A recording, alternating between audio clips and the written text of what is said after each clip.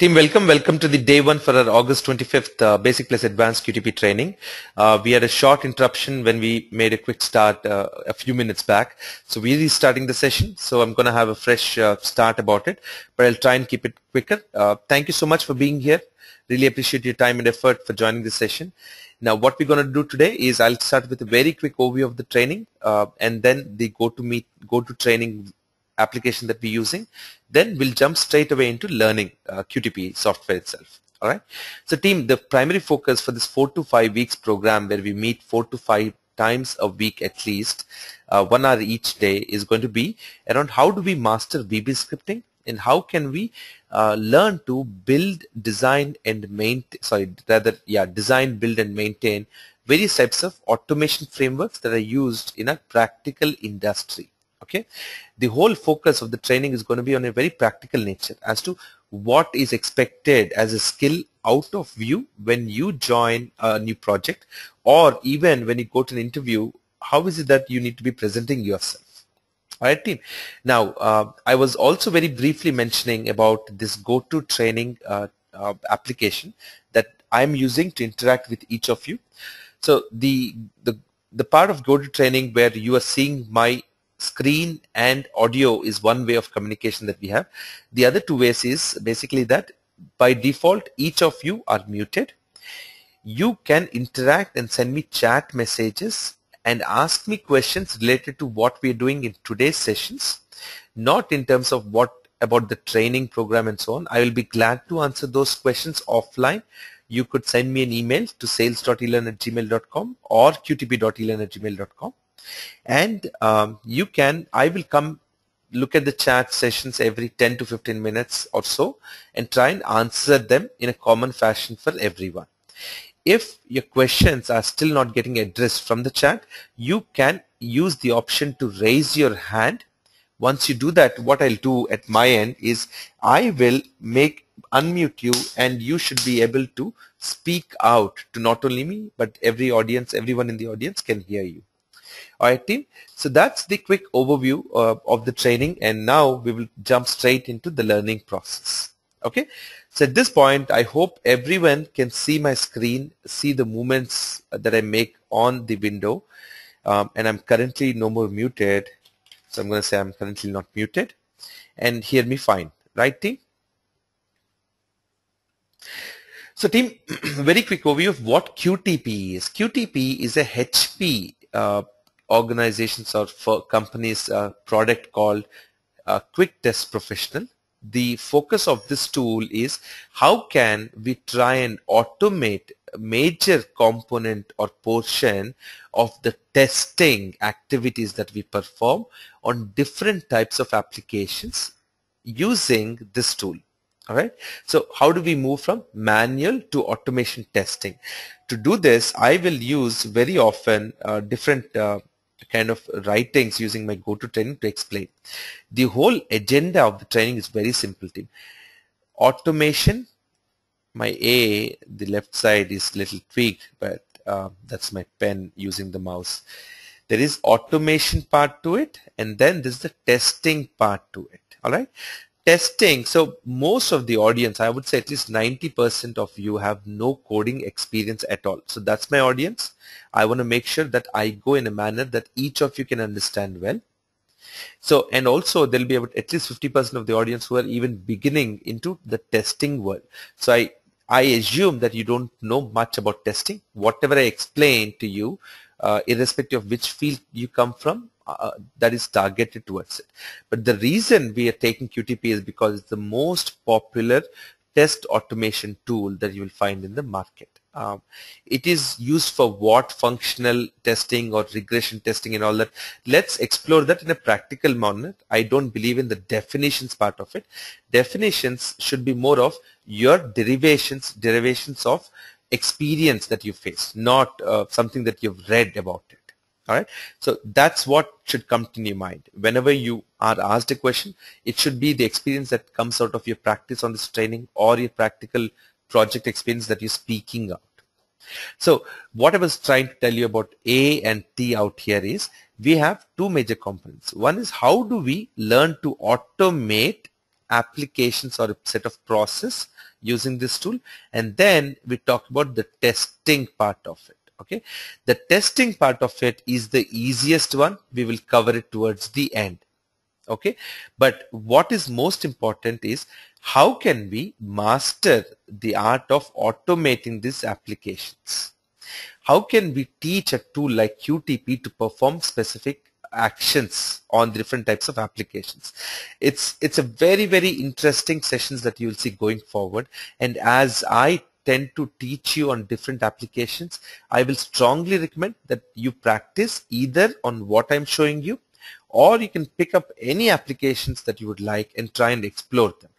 But most importantly, please do listen to the instructions that I give. Okay, do not jump forward or leap forward and try and go in a faster pace. Try and get your fundamentals and foundations laid right along with me. All right, team. Now, what do we want to do? How do we want to start with learning QTP? I believe in a very practical approach. I want to take a few examples of an applications and then we'll get started with it. Okay, so what I want to show you is to start with the, let me open up a new window and visit something like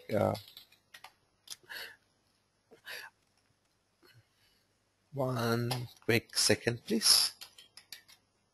Team, at this moment, taking very quick check. If you have any issues of hearing me or so, please do follow the instructions that I had initially displayed.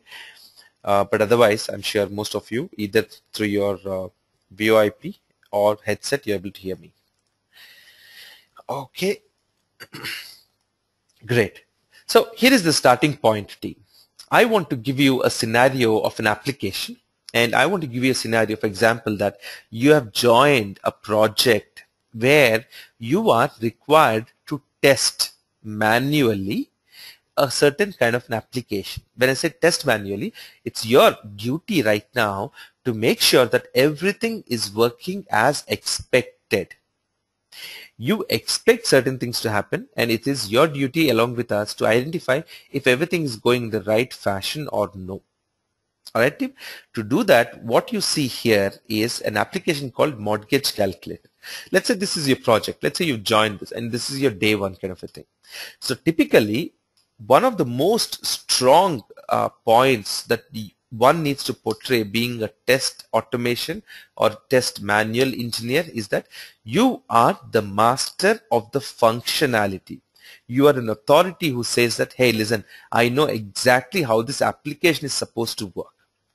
As good or better than the developer, as good as the business users, but you're trying to make sure that the end requirement that has been documented is what is being displayed or shown to the users of this application. All right. So what is the application overview? What is the flow? It is a mortgage calculator application. A user can come in here, enter some details about the kind of loan that they're looking at, when they want to start, is it a refinance, what is the rate, and so on. And let's say that, you know, I change some of these parameters here. I'm looking for a 400,000 kind of a house property, and let's say that want to do a kind of a new purchase at, let's say, 4.5%. When I click on calculate, what this application is supposed to do is display the correct amount of payment plan. It could be a monthly payment. It could be the total payment one makes at the end of this 360 months. That's the 30 years period, and so on. All of this information is supposed to be displayed. Now, let's assume that you've joined this project, and how do you first try and test this manually? That's the first intent, team. Then we'll quickly go into how do we do in using Quick Test Professional. Okay. Now, what I'm going to do is use this Excel as a backdrop and try and walk you through what we need to be achieving. Okay. So I'm hiding currently some cells because this is a kind of more like a common template that I've used in the other batches as well. Okay. What I have is an Excel where I have two main sheets. One is called plan and the other is called test data. Let's focus on the plan part of it right now. The plan is nothing but it is a very high level overview of what is it that we want to achieve. The reason I would love to start with an Excel or even a Word or a Notepad document is once I articulate what is it that I wish to achieve in a documented fashion, it is extremely easy for me to then try and go in a very systematic manner. If there are challenges, I know and I can identify a little better as to where the problem is occurring. Right? That is the reason I use this Excel. Is this an actual automation test plan? No. It is a very, very high level subset of it. It gives only a few details to it, but it's a great start to begin with. Okay. Now, what do I have here? I have saying that there's an application one called Mortgage Calculator. I don't know what this app do. I don't want to mention that at the moment. But then the functionality that I want to test or the requirement is that I, as a manual test engineer, we have not yet started with QTP on it, want to see if this application works correctly. If I enter a certain set of values, I want to be able to see that the result is as expected. That is the intent of it. And we are using a IE browser to achieve this. Alright? Now, manual test engineers, as we are at the moment, let's try and understand what do we do. What are the steps that I perform? I open the browser. I went to the application. I entered different types of values into it. I clicked on the calculate button. Then I need to see what is the result. Let's say we focus on one result called monthly payment. Compare the result with what is expected and then close the browser. Are these the correct steps, team, that we've performed? Give or take a few? Yes. At a high level? Yes. Now, if I send you this Excel and tell you that, hey, listen, now you're part of my team in this project. Can you understand exactly what I'm doing?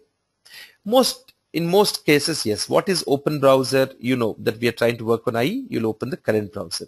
You'll go to the application URL, but where is that stored? Okay, we have the application URL out here.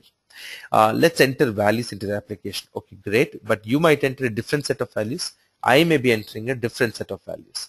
Then you know how to click on calculate, where to get the result from, but comparing the result, you also need to know is there a formula or a kind of cheat sheet that we could use to compare what we got from the application with what we expect.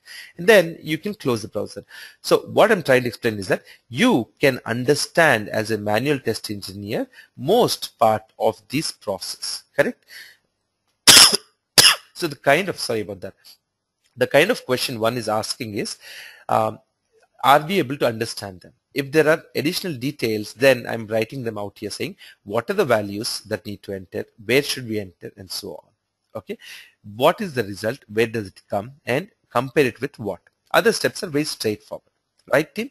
Now, to make sure that you and me, since we're working in the same team, we try and either share our work or try and do the same work so that we know that I'm showing certain results, you are showing the exact results. If there is some discrepancy in our results, then one of us is probably at wrong, or we haven't got the correct results. Okay. Now I created something called as a test data. This sheet is primarily saying that, all right, listen, if it's let's say Jayesh and me who've joined this project, and I'll request Jayesh that, Jayesh, why don't you test on these sets of data? I will perform the same things. So I'm going to hide some of these cells that I don't need at the moment. So I have a very few columns that says that let's use these sets for loan amount, for term, for rate, month, year, tax, PMI, and so on.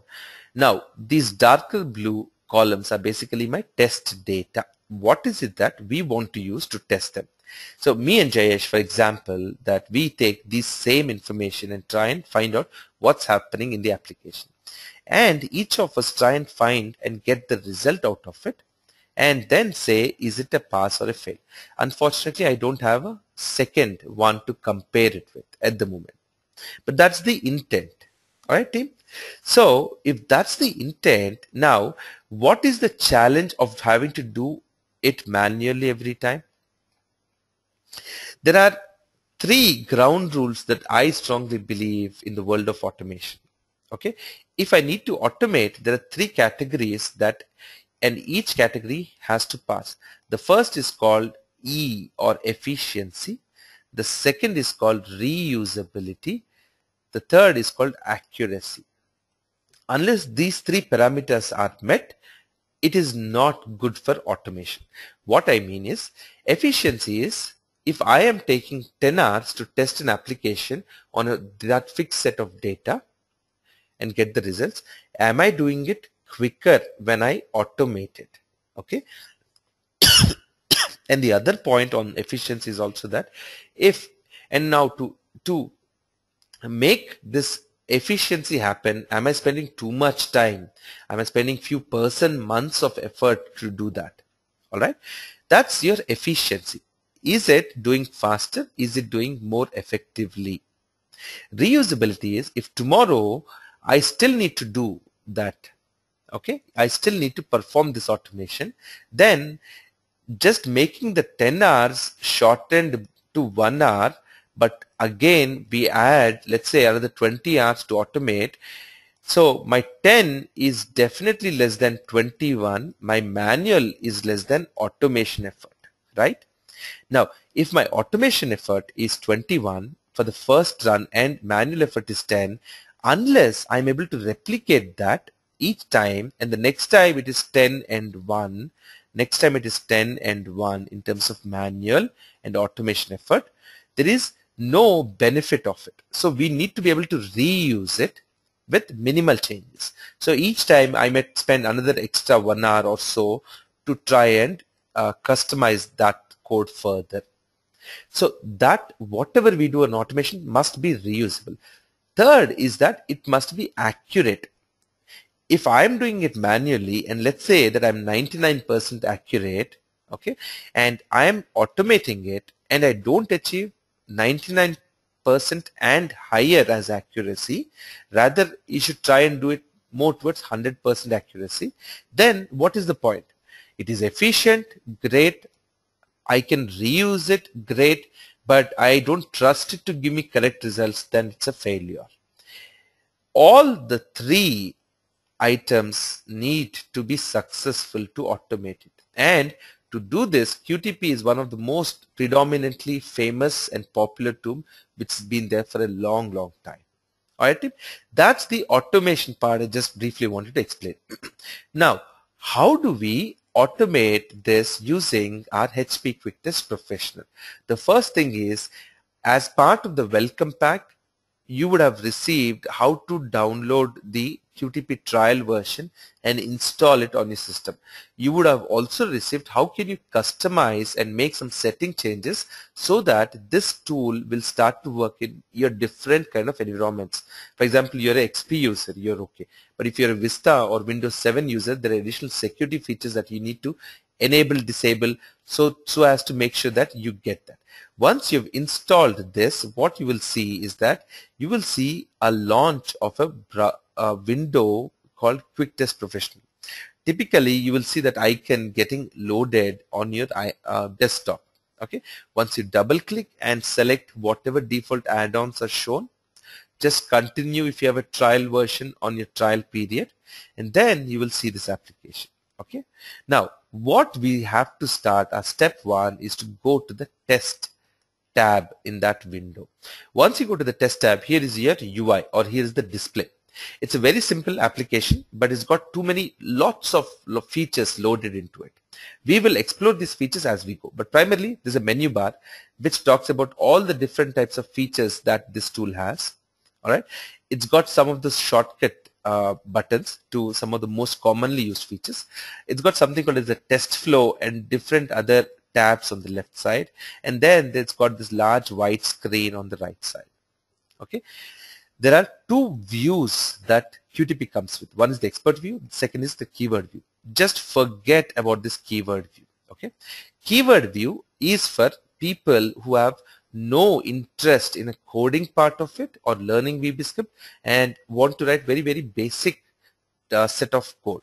Okay, the reason I don't want to focus on keyword view is because if I go into an interview and say that, hey, listen, I don't know ABC of keyword view because I never used it. Rather, I'm an expert on this expert view, you have already gained the confidence and the interest level in that discussion of interviews. All right, let's focus on expert view. Keyword view hardly will take a few seconds for me to explain what it is. Okay, but let's focus on what is required. It is not my intent to make things tougher for each of us, but just the fact that what should we focus on. Here is the area that we will focus at to a large extent in a training program called Expert View. Here is where we will do all our VB scripting. Alright, team? This is the portion where VB scripting is going to be performed. Now, fair enough, application opened, QTP application opened rather, and I also have my browser where the main application is. Okay, one of the fundamental concepts, team, is before you start to work is ensure that you close your browser, your IE browser, and restart it or relaunch it after you have opened your QTP. Okay, the reason that is important is QTP will not recognize objects, or as we will understand shortly, as it is needed. So let's go to that mortgage calculator. Is that the one? Yes, .org. That's the URL.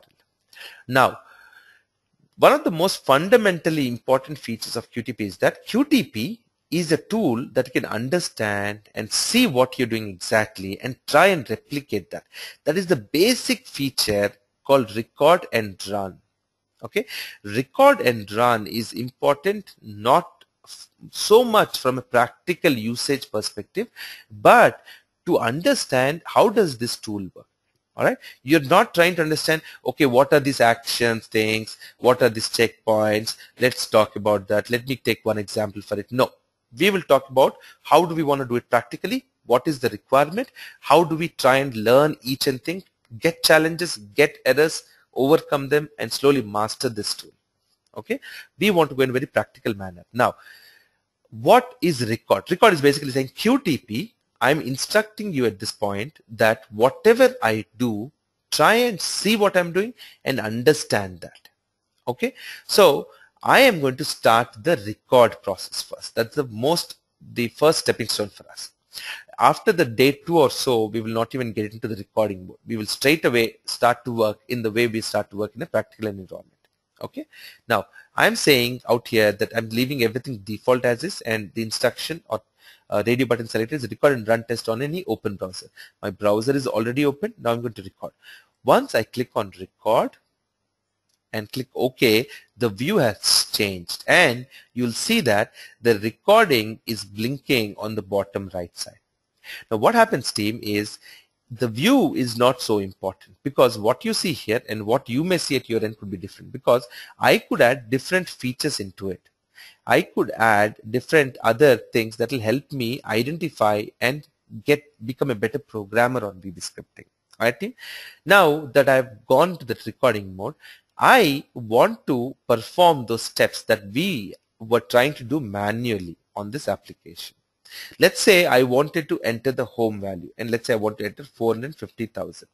As soon as I type this and I move to the next field either by tabbing or clicking, observe what happens to the screen out here. Do you see a line getting generated which says browser, a name called mortgage calculator dot page, a name called mortgage calculator dot web edit, and another name dot set in bold, and then looks like this is exactly the value we put in here, right? What QTP is doing is it has learned how to perform the same step. Okay, what are each of these? We will get into detail in day 2, but let's quickly try and do a dry run on this. Now, loan amount, let's say I want 325,000. Okay, now let's say I want to do loan purpose as new purchase, and I want to change the rate since they've gone down dramatically, say about 4%. My term, let's say that I have more money in my hand and I want to just do it for 25 years, and then click on calculate. What I wanted you to focus is, as I had performed each of these steps, for each step that I performed on the application, QTP has generated one line of code out here. All right, and then finally I got the value over here. Okay, what am I doing with this value? I don't know anything right now, but I'm teaching QTP how to perform these steps. Okay, now I can click on stop. What stop does is basically, QTP, great, you learned some things, now stop learning further. Okay, you're done with your duty for record. What I did is exactly to replicate what I mentioned out here. We opened the browser, we went to the URL, then I started entering the values. I clicked on the calculate button, capture the result, I didn't do. Compare the result, I didn't do. I didn't close the browser. But primarily, these are the two main steps that I've performed. Browser was already open, URL was already present, and so on. What I see is that this set of code is generated. Now, let's try and instruct QTP that, hey, listen, you seem to have learned something. Can you show me what you've learned?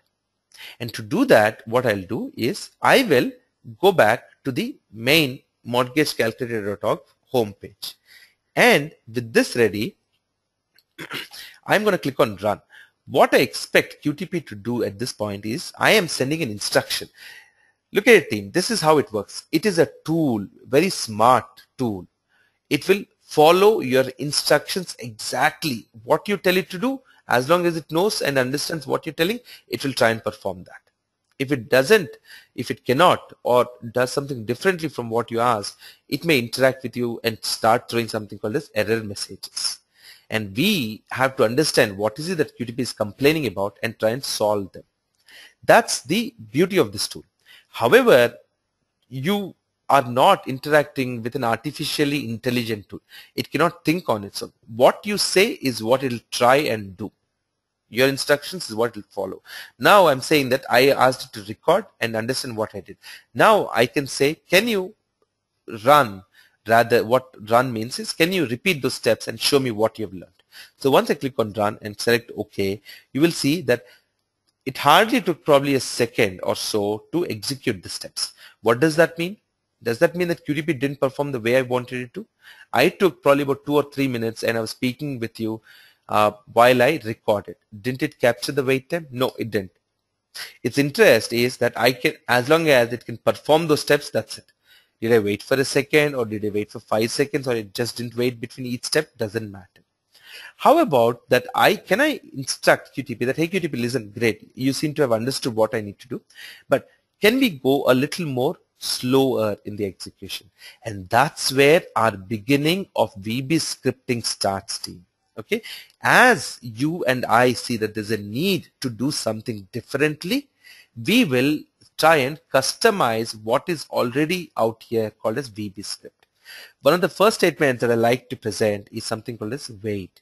This is like a notepad or a Word document. You can write, enter new lines and so on. So I can say here, hello team, and I can also say other instructions like wait for 2 seconds. What this statement wait to does is that it will give 2 seconds of delay or wait period between this step, what we have here, and this step. The reason I'm putting wait is QTP, you seem to have learned good things, but I don't know exactly what you learned because you're navigating very, very quickly between each step. Can you go a little more gradually, a little more slower in these steps? All right, that's the kind of message we're passing. And let's say at the end, I say wait for 5 seconds. Now, what did I do earlier? I wanted to make sure that QTP is seeing the application as it saw before I ran the test. This is what it saw. I want to keep it in that same state so that QTP knows that, okay, this is where I started. Let me try and run from there. What do we do then? Instruction to QTP, run, repeat what we have learned. And then as soon as I click run, I get this message. Team, please note that we use temporary run results folder. Why? We will continue to do that for majority of the period, which is automation. When we get into the testing part of it, we can look at some of these results. Okay, or we'll try and look at these results externally. But till we are trying to master automation, we don't worry about testing. Testing is not our intent. It is about how can I learn to teach QTP and how can I understand what QTP is doing. That's the focus right now. Okay, now, so we will leave with the temporary run results folder. If I happen to select the new run results folder, what happens is in my test, it will keep on creating one new folder for every time I run. I don't need that right now. So I say temporary run results folder and click on OK. Here is a window, team, that I love to emphasize and I love to focus on most part of the time. the fact is that this is a communication between QTP and us saying that, listen, hey, something is unexpected. We expected something to happen, but I cannot perform that. That is the message from QTP to our audience, to us. What is the error? Why is it occurring? And how to solve that error is very, very important. Okay. Solution is not important. The process to arrive at the solution is the key. Okay. If I just say, oh, okay, type mismatch hello. So it looks like hello is a bad word, and then delete hello and team, keep the team. Then what is happening? I'm jumping to a conclusion. I'm jumping to a solution which may not be correct. The approach is very simple. What is QTP trying to tell us? Where is it occurring? What could be the possible cause? Now let's try different options to correct that. We will then arrive at the solution. We should not ever start with a solution and try and go there. Once you build your expertise, then you would have seen this a few hundred times. Then you would say, okay, I know this. This is probably the reason. I think this is the solution. Let's try this. Do not ever even say that this is the reason, kind of a thing. Let's jump into it right away. Because even today, team, sometimes if I skip my process, then I don't necessarily land at the right solution. But when I follow the process, I know that I increase my chances to arrive at the correct thing. The reason I'm emphasizing this is your ability and skill to understand and speak with QTP is very important in this juncture. Okay, what it basically saying, team, I know I've already touched the 5 p.m. the end of the session. Just give me a couple of minutes. I want to come to a logical conclusion in today's session, and then we will continue in day 2. What it is saying is that there's a type mismatch called hello. That is a message QTP is saying, and it is also saying that there's a line. It is occurring on line 1. These are the lines for us, and it has highlighted what it is. What is this? Why is it saying that hello team is in English that I am writing? Why? Just like that. I wanted to see. I wanted to experiment around. But QTP cannot understand. Whatever you write here is precious for QTP. It will try and react to each of them. So unless I tell it in the way it understands, which is called as VBScript, okay, unless I tell in the way that QTP wants to understand using a mediated language called VBScript, QTP cannot understand. Okay, so to master how QTP works, I need to master VBScript, and we will master it step by step. Now, once I got this error, I have options. I can stop, I can ask QTP to retry, or just ignore this step, or something called as debug. Important things, we will come back to them. For now, stop. What did I do wrong? I did hello team wrong. So I'm going to make this something called as a comment. I'm saying, QTP, hey, listen, that's just a text. Don't even worry about it. I'm just writing some junk. Don't treat it as something as VBScript that you need to understand. So what I'll do is click on this icon after selecting the text. That's called commenting that block. As soon as I click, it becomes italicized and it changes the color to green. What instruction that gives to QTP is that it also includes an apostrophe at the beginning of it. What it instructs QTP is, QTP, line 1 is junk. Don't worry. Just move on to line 2. Now, if I run this, does it mean that it will run more accurately? See, as it is navigating and this yellow arrow is moving, it is going a little more gradually. Why? Depending on the amount of time I put here, it is taking that amount of time before it moves to the next one. As it finishes, the running changes to ready. So we went from a ready status to a record where it is in a listening mode, then from a ready status to a running mode where it is performing those steps back to us. Okay, that's the basics of a record and run, the initial features of it. Tomorrow we're going to come back, and when I say tomorrow, it's the next class team. Okay, so whenever I say tomorrow, it is referring to the next class. So you always have to look at the schedule. Just the way you've joined today's session, that's the exact way you need to join every day's session.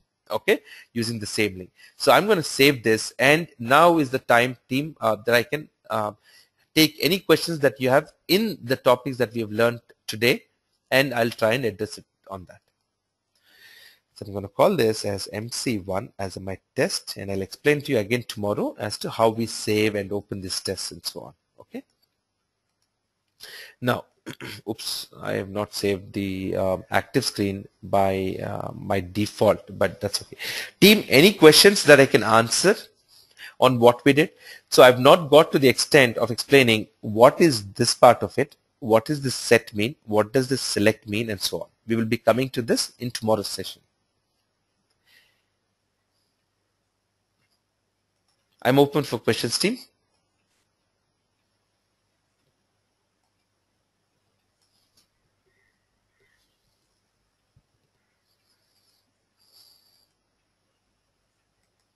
Team, I'm assuming there are no questions and we should be good to go into day 2 and then come back and try and explore it further. All right. Sonia, I'm seeing a question coming from you. Waiting for the full one. Why is it showing mortgage calculator as browser? Yeah, good question. So why is it saying mortgage calculator browser? Isn't the browser IE? And page looks more logical that this probably the page is called or has the title called mortgage calculator. But then again, what is this web edit and so on? We're going to go into that detail tomorrow. When I say tomorrow is day 2, day 2 is as per the schedule, and I believe it is on Tuesday at the same time, 4 to 5 p.m. PDT, Pacific daytime. All right. So does QTP work on Firefox browser? No. It has a feature to work on Firefox, but it is not efficient or effective. QTP, unfortunately, is not a cross-browser testing tool at the moment. Are these informations captured from view source by QTP? View source by QTP. Rashmi, not clear about your question. Are this information captured from view source by QTP? Basically, team, you're not able to see those chat messages. I'm trying to read them out for everyone's sake. Okay. Rashmi, didn't get your question. Are these information captured from view source by QTP? So basically, what you see here is captured in the recording process.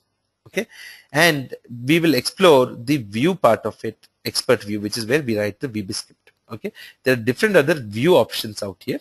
We will come to each of them as we go along, as the need arises for us. Let's see. Tomorrow is day 2. Yes, so it's going to be the Tuesday is the next class for us. All right. Let's see. Is there any value limits? Probably, Shilpa, there could be value limits. There could be value limits, not necessarily from QTP, but at least the application may not take if I give probably $100 million kind of a property out here. How do we understand where is it limiting? Is it QTP that's creating the problem or the application? That's where we're going to point to. Do we need to make payment? So payment and training details, team, we will come back to you offline, please. Feel free to drop an email to sales.healer and we'll respond on that. View source of web page for attributes. Okay, now got your point. So there is something called as I right click and go to the view source part, and this shows me what is the HTML code that has been used to display this front end on the application for us. This color, this images, this fields, this text, all that is part of that HTML code. Yes, QTP goes in and looks at the HTML code, and I'll be explaining to you a little more detailed in the coming few classes. Does QTP work properly on IE9? I've not tried it on IE9. I think I'm sticking with IE8, but I believe it also works with IE9. But make sure that you follow the instructions that are sent in the welcome pack. If you have not received one and you're a paid participant, please let us know. We'll resend it to you. All right. Now let's see. Is there any value limits? I just mentioned to you on that, Shilpa.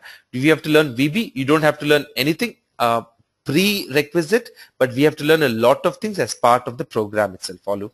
All right. Vamsi, you cannot hear anything. Okay. Not sure if you still continue to do that, not hear anything, but we've come to the end of it anyway. How about other browsers? No, just IE. Unfortunately, it's just IE. So everything can only be performed on IE. I cannot see how does the same application perform on different browsers. It's not cross-browser like Selenium is. And QTP and Selenium are different tools. They try and do the same thing, but they have different features into it. It's like two different cars, like two different utilities for those vehicles. Let's see, it worked fine. Oh, you used, so looks like one of the members used it for IE9 and it worked fine. I try and a little hesitant to move to a new environment unless I'm sure, because I use it so often, so I don't want to disturb the way things are happening until I know, for example, HP has a patch for IE9. So it looks like IE9 is working fine. Do we need to practice VBScript when we come to next class? What I'm doing in the session is what you need to practice. When you come to the next class, you will see that we will try and explore them, but practice is essential as a parallel thing. I've recorded this session. I'm going to publish it for everyone to view, and then you can try and see what has happened today again in practice. And that will happen in the same fashion for everything. How about browsers, Karthik? So I just mentioned that. Which version of QTP we are using for this? We are using version 10. You can use version 10 or version 11, but not a lower one. Okay, whatever I do, you can take it and make it work even on version 11. And I've also sent the download link for the trial version for QTP 10 to all the confirmed participants. QTP 11 has a few basic additional features. I can explain to you that offline on what these features are to you. The challenge, Ola, you seem to having is that recording the steps which are rectified by turning off the UCA. Yeah, so those instructions are anyway there with us. So UIC settings, correct. So those are part of the welcome pack. All right, team. I really apologize for this extended session and for the unfortunate start where we had to drop out, but that's fine. Just like any other software, we will come to challenges, but our intent is how do we effectively overcome them and try and become better in our career. Team, take care. Thank you so much for being here. It's a pleasure. We'll see you back in the next session, day 2. We will communicate back to you on the next steps and so on. Thank you, everyone. Bye for now.